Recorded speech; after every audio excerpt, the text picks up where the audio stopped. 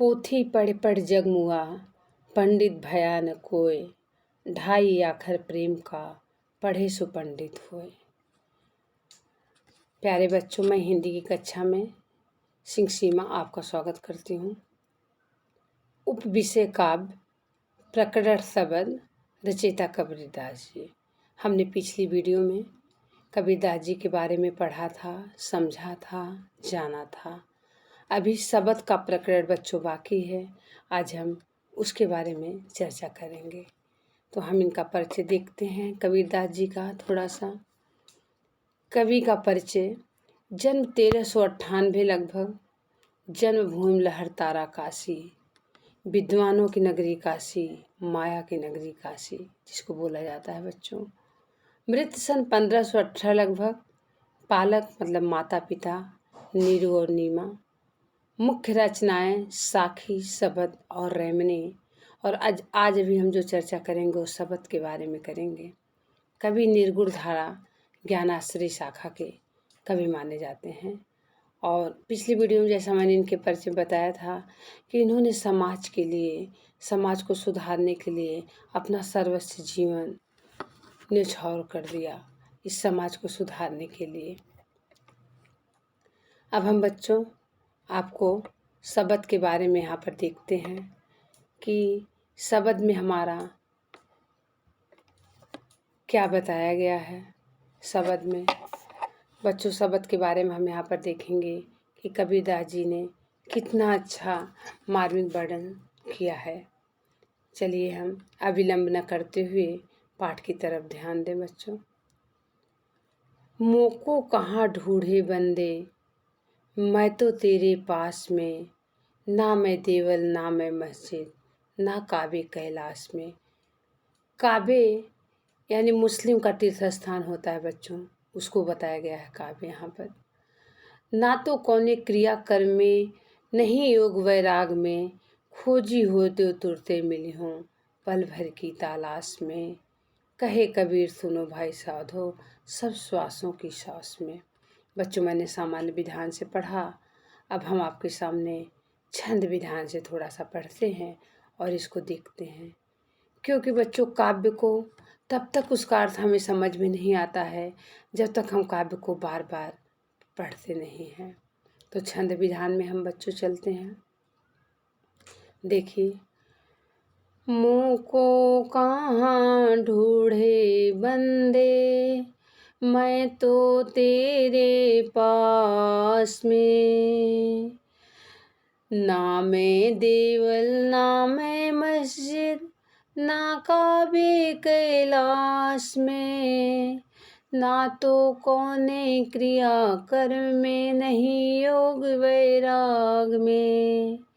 खोजी हो तो तुरते मिली हो, पल भर की तलाश में। कहे कबीर सुनो भाई साधो, सब श्वासों की श्वास में।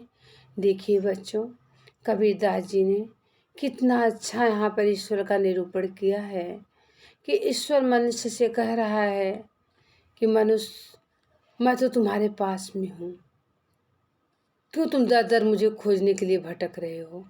देखिए, यहाँ पर कठिन शब्द बच्चों ज़्यादा है नहीं। मुँह को मतलब मैं, ढूंढे मीन्स ढूंढना, बंदे मतलब मानो, तेरे पास मतलब तेरे पास, देवल मतलब मंदिर, मस्जिद मस्जिद, काबे मुस्लिम का तीर्थ स्थान, कैलाश हिंदू का तीर्थ स्थान। कौने क्रिया यानी योग कर्म क्रिया। खोजी हो, अगर आप हमको ढूंढेंगे खोजेंगे तुरंत हम मिलेंगे।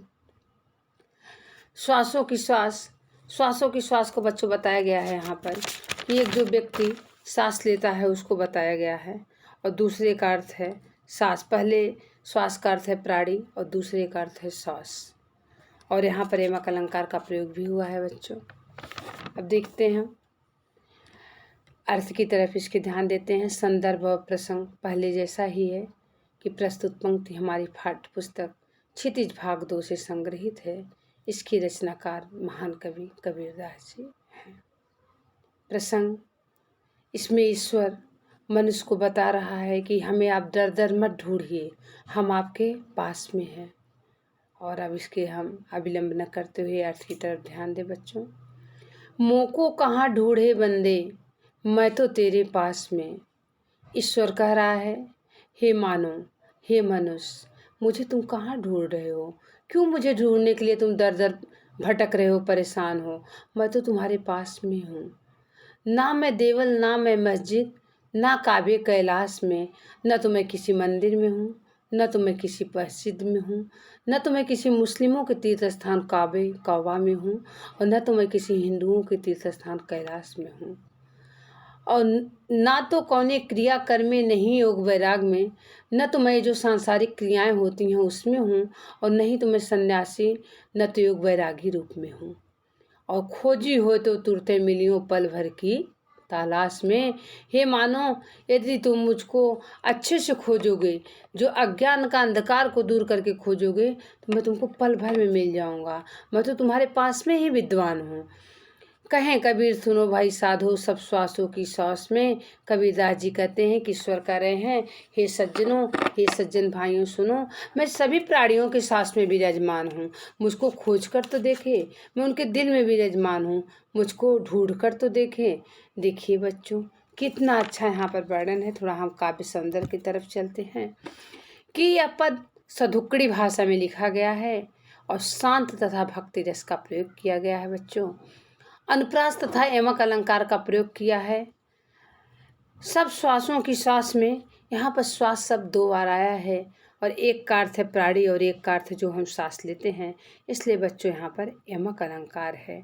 और क्रिया कर्म काव्य कैलाश का वर्णों की आवृत्ति बार बार हुई है, इसलिए बच्चों यहाँ पर अनुप्रास अलंकार है और ईश्वर को अपने हृदय में खोजने की बात कही है।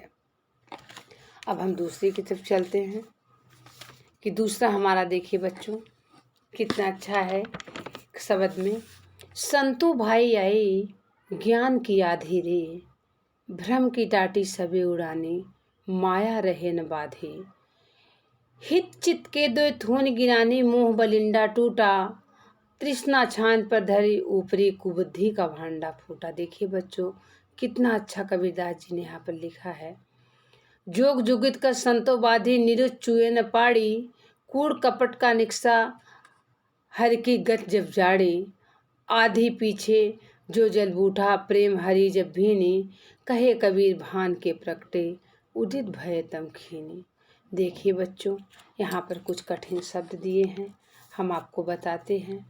कठिन शब्द बच्चों का जैसे थूनी, थूनी मतलब होता स्तंभ, टेक मतलब जो हमारी जिस पे छत जो है टिकी हुई होती है उसको हम बोलते हैं थूनी। वलिंडा मतलब छप्पर की मजबूत लकड़ी जो हमको छप्पर को ऐसे पकड़े रहती है, जो हमारी छत को पकड़ी हुई है। छान में छप्पर। भांडा फूटना मतलब बच्चों होता है भेद खुलना। क्या होता है? भेद खुलना मतलब भेद भांडा फूट गया।